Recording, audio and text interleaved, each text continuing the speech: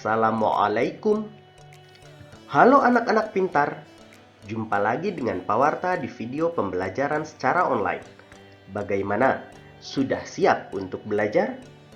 Sebelum itu, Pak Warta ingatkan lagi, jangan lupa subscribe, like, share, dan komen di video ini ya. Terima kasih.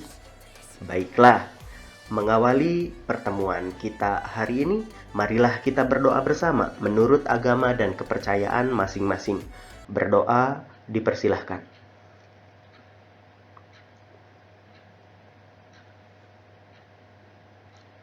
Selesai. Anak-anak pintar, keragaman budaya menghasilkan keragaman karya seni. Salah satu contoh karya seni tersebut berupa seni rupa. Ada berbagai jenis karya seni rupa yang ada di masyarakat. Di antaranya ada montase, kolase, kemudian mozaik, dan karya aplikasi. Keempat jenis karya seni rupa tersebut dibuat dengan menggunakan teknik tempel. Karya montase dibuat dengan menempelkan gambar-gambar lama yang diambil dari berbagai sumber menjadi sebuah gambar baru. Sedangkan karya kolase dibuat dengan paduan aneka bahan secara utuh, misalnya kertas, kain, kayu, daun, atau bunga. Aneka bahan itu ditempelkan pada permukaan gambar. Lalu karya mozaik. Mozaik dibuat dengan menempelkan potongan-potongan bahan. Dibandingkan kolase, potongan-potongan bahan yang ditempelkan tersebut ukurannya lebih kecil, bahkan bisa berupa serpihan-serpihan. Bahan yang digunakannya pun sejenis, misalnya kertas saja, kaca saja, atau keramik saja. Namun, supaya lebih menarik, digunakan bermacam-macam warna.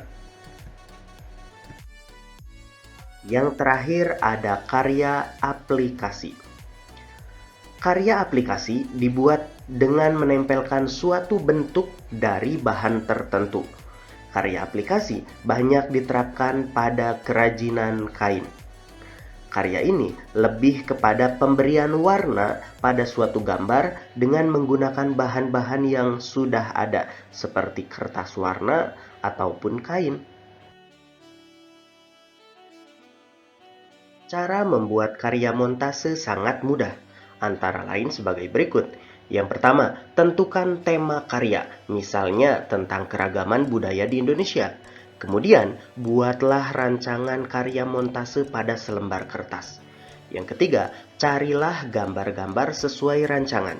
Gambar-gambar dapat kamu peroleh dari buku bekas, majalah, atau koran bekas. Yang keempat, guntinglah gambar-gambar yang kamu peroleh. Yang kelima, rekatkan potongan gambar-gambar pada kertas sesuai rancangan. Yang keenam, jika perlu, lengkapi oleh gambar lain dengan menggunakan pensil, lalu warnailah. Sedangkan karya seni kolase, cara pembuatannya juga masih tergolong mudah, yakni pertama-tama buatlah gambar pada selembar kertas sesuai tema yang dipilih. Kedua, siapkan bahan untuk kolase, misalnya kertas, kain, kayu, atau biji-bijian. Yang ketiga, potong-potong bahan kolase, kecuali biji-bijian. Yang keempat, tempelkan potongan-potongan bahan pada gambar. Tidak jauh berbeda dengan kolase, pembuatan mozaik juga cukup mudah dan simpel.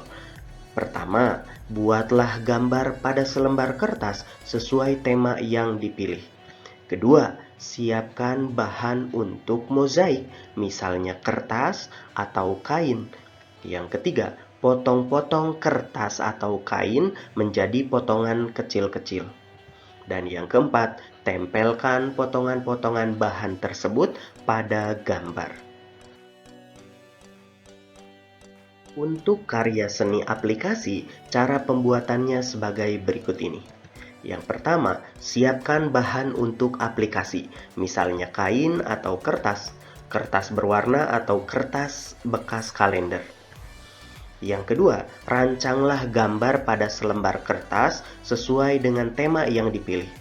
Ketiga, potonglah kain atau kertas menjadi bentuk tertentu, misalnya daun, bunga, binatang, atau bentuk-bentuk lain sesuai dengan gambar rancangan. Yang keempat, tempelkan potongan bentuk tersebut pada benda yang akan dihias. Tempelkan menggunakan lem atau dengan menjahit jika aplikasi menggunakan kain.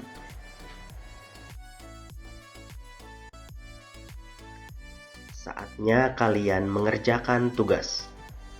Buatlah salah satu karya seni tempel yang kalian kuasai dari keempat karya seni tempel yang telah dipelajari. Selamat mengerjakan. Anak-anak pintar, sekarang mari kita baca bersama teks berikut ini. Judulnya, Percantik Dekorasi Ruang Tamu dengan Seni Mozaik. Mozaik merupakan seni dekorasi dengan merangkai kepingan-kepingan bahan berwarna, seperti keramik, batu, atau kertas. Kepingan-kepingan bahan itu disusun sehingga membentuk suatu gambar. Seorang desainer interior, Alexis Tesak, sukses mempercantik tampilan dinding rumahnya dengan karya mozaik bergambar pohon. Sebelum merangkai kepingan-kepingan keramik, Alexis Tesak terlebih dahulu membuat sketsa gambar pohon di dinding rumahnya. Ia kemudian menempelkan kepingan-kepingan keramik berbagai macam warna seperti hijau, oranye, dan coklat hingga terbentuklah gambar pohon yang unik dan mempesona. Setelah kita membaca teks bacaan tadi, tentunya ada berbagai pengetahuan yang kita peroleh dari bacaan tersebut. Di antaranya adalah sebagai berikut. Yang pertama, karya seni mozaik bisa kita gunakan untuk mempercantik tampilan ruang tamu kita. Selanjutnya, di tangan desainer interior handal seperti Alexis Tesak, mozaik bisa menjelma menjadi suatu karya dekorasi yang memukau. Karya kolase, montase, aplikasi, dan mozaik menggunakan aneka bahan.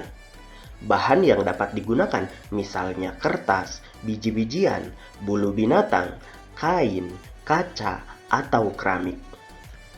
Setiap jenis bahan akan menghasilkan tampilan yang berbeda. Tekstur karya juga berbeda.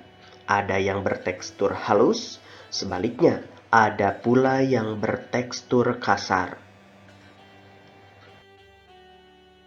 Secara umum, ada dua macam tekstur permukaan benda, yaitu kasar dan halus.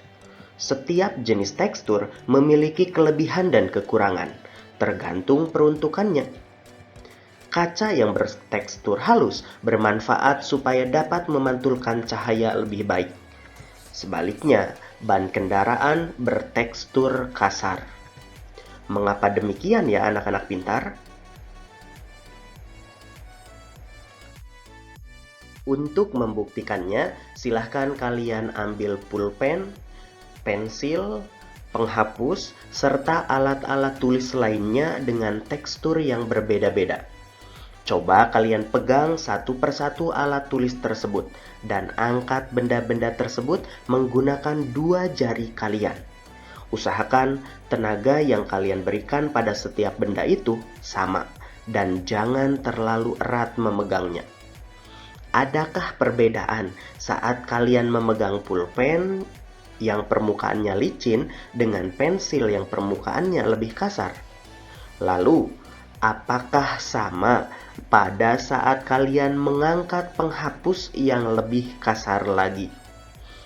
Melalui percobaan sederhana ini, kita bisa mengetahui kalau semakin licin permukaan suatu benda, semakin sulit benda tersebut untuk dipegang. Sebaliknya, benda mempunyai permukaan kasar semakin mudah untuk dipegang. Kekasaran dan kelicinan permukaan benda memengaruhi nilai gaya gesek yang dihasilkan dari benda tersebut. Gaya gesek adalah gaya berlawanan arah yang dihasilkan oleh satu benda ke benda lain ketika bersentuhan. Gaya gesek dipengaruhi oleh permukaan benda. Contoh gaya gesek, misalnya gaya gesek antara telapak tangan dengan benda yang dipegang, atau gaya gesek antara telapak kaki dengan lantai saat kita melangkah. Itulah sebabnya mengapa permukaan ban mobil atau ban motor dibuat berulir-ulir, supaya gaya gesek yang dihasilkan lebih besar sehingga memperkecil kemungkinan kendaraan tersebut tergelincir saat berjalan.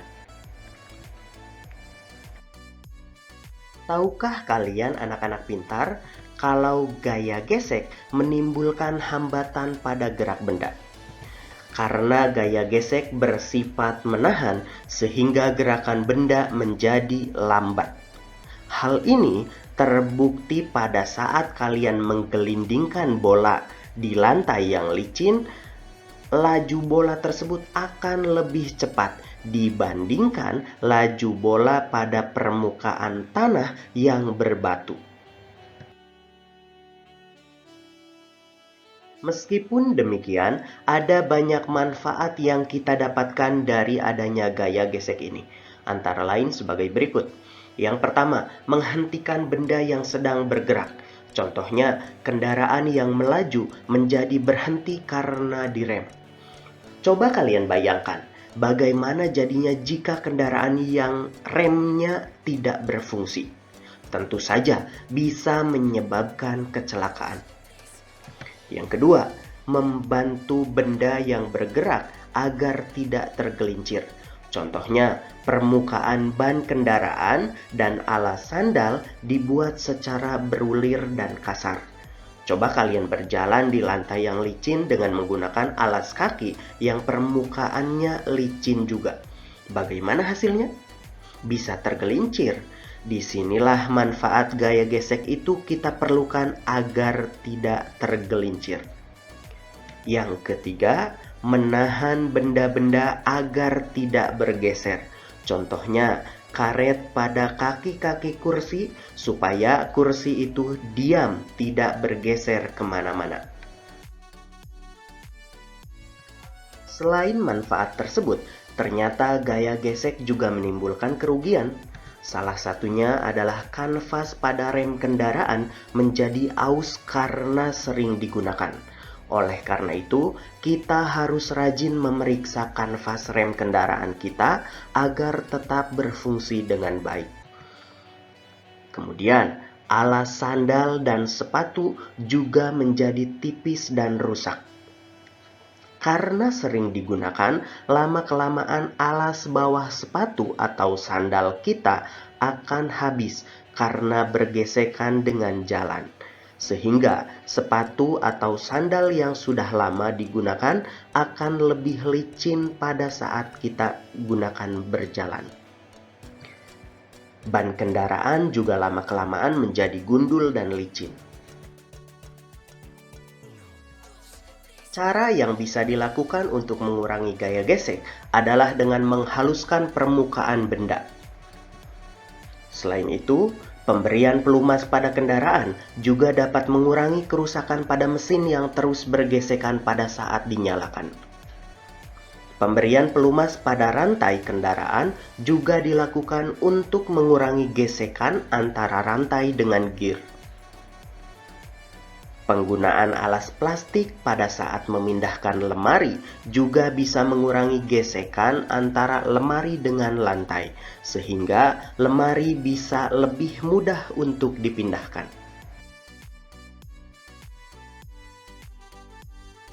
Sekarang kalian kerjakan tugas berikut ini. Yang pertama, tuliskan 3 contoh manfaat gaya gesek dalam kehidupan sehari-hari. Yang kedua, berikan 3 contoh kerugian yang ditimbulkan gaya gesek yang ada di sekitar kalian dan bagaimana cara mengatasinya. Selamat mengerjakan. Anak-anak pintar, demikianlah materi pelajaran yang bisa Pak Warta sampaikan pada kesempatan kali ini. Pak Warta berpesan, kreativitas kita bisa membuat lingkungan di sekitar menjadi nyaman. Oleh karena itu, gali dan kembangkan kreativitas tersebut agar kalian semakin berkembang.